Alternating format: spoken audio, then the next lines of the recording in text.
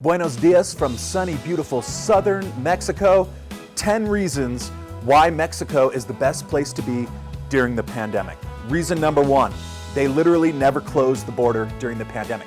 Yes, there was some non-essential travel restrictions that were put into place, but those are loosely enforced at best, and tourism has always been open in Mexico throughout the entire pandemic. Number two, affordable healthcare.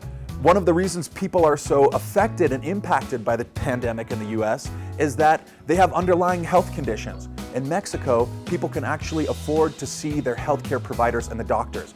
Last time Becca went to the doctor down here, we visited one of the main practitioners in town, located on the main plaza in town, and paid $5 for a consultation.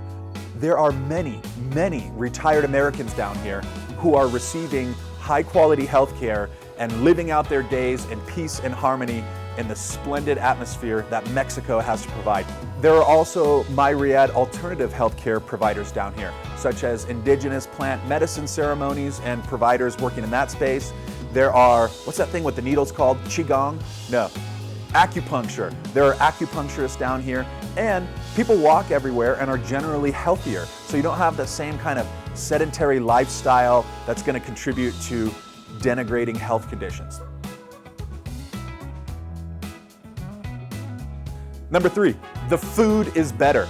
That should be a non-starter. If you've ever had Mexican food, throw that into the middle of the table. You've got your Mexican food here, made by grandmas, abuelitas, and their cochinas, making the most beautiful menudos and moles and tacos and enchiladas and everything in between. But in addition to that, because there's such a cosmopolitan vibe here and an international community of expats from all over the world, you get super top-notch sushi, Spanish seafood, Indian food, Thai food, Italian food made by little old Italian grandpas in the kitchen using family recipes from Calabria. All of this and more exists in pretty much every Mexican town that you're gonna go visit. And the hardest decision that we have to make each day is where we're gonna go for breakfast, lunch, and dinner. Because yes, we typically eat breakfast, lunch, and dinner out, and it's not only affordable, it's extremely healthy, and there's a socialization aspect that you don't get anywhere else. Because everything's open and it's a small town, you're bumping into your friends, you're hanging out, you're eating meals together. Number four, people are friendlier. Yes, there's a very social aspect to life here. There are two main walking streets in town here, and just walking up and down either one of them, it's impossible not to run into 15 or 20 friends and acquaintances. This is the social network here. People don't spend their time on Facebook or on Twitter or on YouTube. Please spend more time on YouTube if you're watching our videos. Number five, your money goes a long way. And when I say a long way, I mean that there are numerous retired Americans down here and people from all over the world who are enjoying their Social Security of $1,000 per month and living as royalty. I'm talking about eating out, drinking wine out on the Andador walking street and socializing with friends, visiting the beach and staying and hanging out. All of this and more is possible. You can get a beautiful apartment in the center of town for anywhere between $150 to $400 a month. Obviously, you can go a little up and you can go a little down from that price range. But long story short, if you have $250 to $300 a month pegged for rent, that leaves you $700 plus to eat out, buy food and cook in, which is exceedingly cheap, like literally a 50th of the price of US prices for similar and dare I say higher quality organic ingredients. It is literally a fraction of the price of what you pay in US for anything. Extrapolate that across the board for lifestyle, for basic necessities, for accommodation, for going to the gym. All of these things are a fraction of the price and dare I say higher quality than what I have experienced and am accustomed to receiving in the United States. Number six, insanely beautiful natural landscapes. Mexico is one of the most blessed natural reservoirs of beauty in the world. You've got the Caribbean beaches with white sand and scuba diving. You've got majestic mountains towering over the horizon. You've got the most beautiful desert landscapes with crimson and magenta sunsets as you're lounging in the hot springs that are coming from underground spring water and enjoying the company of your friends. You've got pine forests. you've got some of the most unspoiled jungles in the world.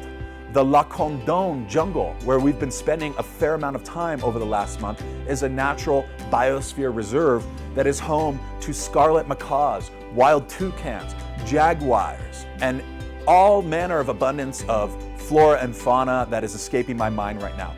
And the best part is about these landscapes is that they're highly under-trafficked and untouristy, where you can go for days at a time being the only person staying out at the lodge or at the cabin or on safari. We have firsthand knowledge of this. Number 7, it is a paradise for entrepreneurs, and I don't mean that lightly. The cost of living here and the freedom of being able to move around and have social interactions and beta test your products means that there's an increasing amount of makers and doers and builders, entrepreneurs who are coming down here to launch their projects. One of them is a good friend of mine who I actually ran into in the middle of the street in Oaxaca with no prior planning. He's launching a financial tech app called Jules, which is helping people save money in the age of online shopping. This is a project that he's been working on for quite some time, but Mexico City has proven to be the ideal environment for him to go remote, build his team, find a co-founder, and really put the pedal to the metal and get Jules out into the world. There's a link in the description of this video, so please check it out if you're interested in supporting something that's actually gonna save you a lot of money and is gonna absolutely blow up. I have every confidence in the world that Jules is going to be a world-class product that's gonna put Zach and the rest of the team on the map, and that's gonna save you money. The entrepreneurial ecosystem down here is super ideal in that there are lower barriers to entry and that you can prioritize your savings and your cash flow into investing in your project and not have to worry about all the lifestyle expenses and the office and the team and all of these extraordinary costs that living in San Francisco or New York City would incur. You can focus 100% on your project, and there's also creative and collaborative resources around you everywhere you look. Number 8, Mexico is the perfect place to learn new skills.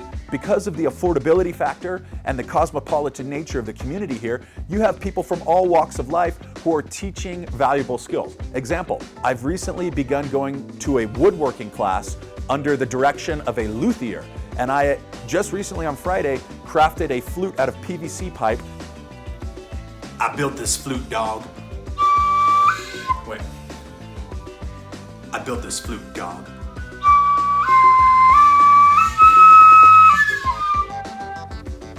And now I'm working towards building a cajon, drum. Beyond that, we go to boxing classes on a weekly basis. There are salsa dancing classes. You can learn a second or a third language. There's a music academy right down the street from us that does blues guitar and piano lessons. All of these lessons are roughly 50 pesos for a 2-hour block. Yes, that is about $2.25. You do a piano lesson in the United States or Europe, you're looking at $30 plus an hour. Number 9, you don't need a car. Nobody here I know has a car. The town that we're in right now is built around walking. Everybody goes out, goes over to have a glass of wine, and then moseys on down the walking street and sits in the plaza to people watch. You can rent a car if you want one. We've done that twice this month so far in order to go explore areas around. Public transportation is much more efficient here, in my opinion, than it is in the United States. And that not only do you have buses and you have very affordable taxis, Uber is not a thing here, it is elsewhere in Mexico, but you also have colectivos, which are kind of like these communal vans that everybody piles into, and they have set routes. And once you learn those set routes, you can get around town for 25 cents, 50 cents a pop, moving across town. If you're in Mexico City, it's much bigger, obviously, but Uber exists and there's public transportation and a great infrastructure laid out for that. And the final reason why Mexico is the best place to be during the pandemic is because life is more fun here. Yes, people aren't on edge all the time. They're not so worried and so easily triggered and so frustrated with the management and the other party and the this and that. People enjoy each other's company here, and they're very open to having a celebration for any number of reasons. Just the shift in worldview that it requires to have Dia de los Muertos, where people are celebrating death. It's completely different than the United States, where funerals are a sad, somber affair with bleeding mascara.